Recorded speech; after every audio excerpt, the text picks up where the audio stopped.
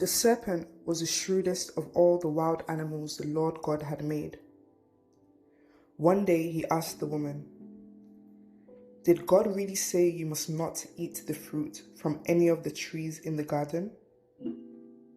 "Of course we may eat fruits from the trees in the garden," the woman replied. "It's only the fruits from the tree in the middle of the garden that we are not allowed to eat." God said, "You must not eat it or even touch it. If you do, you will die." "You won't die," the serpent replied to the woman. "God knows that your eyes will be opened as soon as you eat it, and you will be like God, knowing both good and evil." The woman was convinced. She saw that the tree was beautiful, and its fruit looked delicious, and she wanted the wisdom it would give her. So she took some of the fruit and ate it. Then she gave some to her husband, who was with her, and he ate it too. At that moment, their eyes were opened, and they suddenly felt shame at their nakedness. So they sewed fig leaves together to cover themselves. When the cool evening breezes were blowing, the man and his wife heard the Lord God walking about in the garden.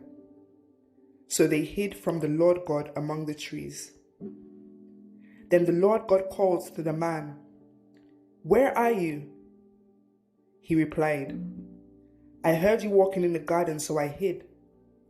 I was afraid because I was naked." "Who told you that you were naked?" the Lord God asked.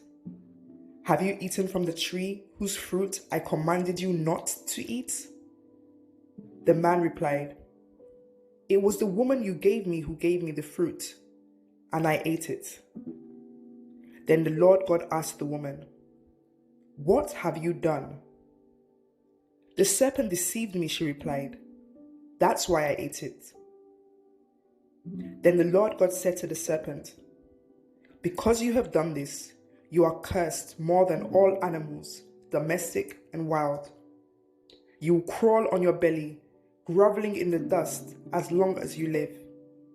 And I will cause hostility between you and the woman, and between your offspring and her offspring. He will strike your head, and you will strike his heel." Then he said to the woman, "I will sharpen the pain of your pregnancy, and in pain you will give birth.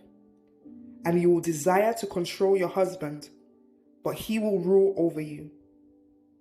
And to the man he said, "Since you listened to your wife and ate from the tree whose fruit I commanded you not to eat, the ground is cursed because of you.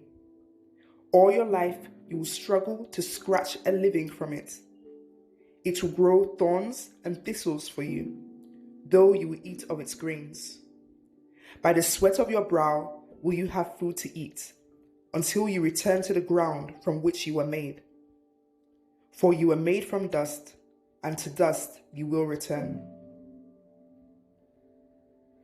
Then the man, Adam, named his wife Eve, because she would be the mother of all who live. And the Lord God made clothing from animal skins for Adam and his wife. Then the Lord God said, "Look, the human beings have become like us, knowing both good and evil.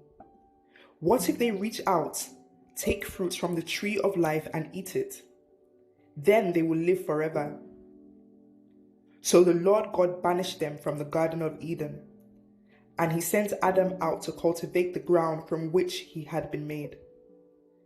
After sending them out, the Lord God stationed mighty cherubim to the east of the Garden of Eden, and he placed a flaming sword that flashed back and forth to guard the way to the tree of life.